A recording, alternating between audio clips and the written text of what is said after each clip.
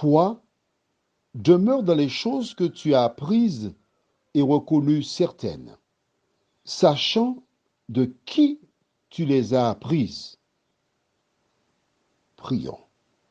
Notre Seigneur, notre Dieu, nous sommes très heureux, ô Éternel, de tourner nos regards vers toi en ce soir. Merci pour ta parole. Merci pour la grâce que tu nous fais. Merci pour ta présence dans nos vies. Merci pour ce que tu as fait, ce que tu fais et ce que tu feras encore pour nous. Nous t'avons prié au nom de Jésus et pour ta gloire éternelle. Amen. Alors, nous allons relire ce verset et tu fais avec moi, d'accord? Le verset 14, au lieu de toi, tu mets ton prénom. Cléande. Toi, tu remplaces par Cléante, demeure dans les choses que tu as apprises. En clair, l'éducation que tu as reçue dans le domaine spirituel demeure là-dedans.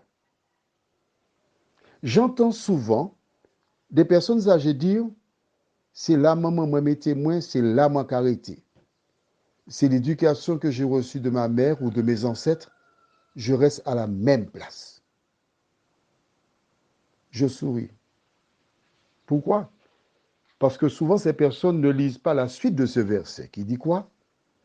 Et reconnu certaines. Qu'est-ce que ça veut dire? Tout simplement que nos parents ont une connaissance. Ils ont reçu une éducation de leurs parents. Et ces derniers transmettent ce qu'ils pensent être juste, bon, parfait. Mais est-ce juste?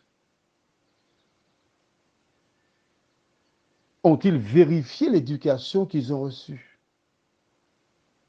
Leurs parents étaient-ils dans la vérité? Ou étaient-ils nourris comme Belshazzar? Que dois-tu faire? Tu reçois une information de tes ancêtres, c'est bien, mais il te faut réconcilier ce qu'ils te disent avec la Bible pour voir si ce qu'ils disent correspond à ce que dit la Bible. Parce que si ils ont été trompés par l'ennemi,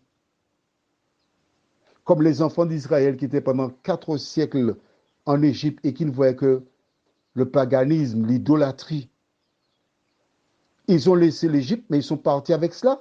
C'est l'éducation qu'ils ont reçue. Ils ne peuvent pas faire autre chose que cela. Alors tu prends ta parole, la Bible, et à partir de ce que tu as reçu, tu fais une liste. Tu prends une feuille, tu notes, bon, l'état des morts, la Toussaint, la confession, tous les thèmes que tu as reçus, tu fais la liste. Et puis avec Google, tu vas sur Internet, tu cherches à partir d'Internet les thèmes, on te donne des références bibliques, tu prends ta Bible, tu lis, et tu dis, Seigneur, je vais faire la recherche là-bas, mais éclaire-moi, montre-moi, parce que je veux connaître la vérité.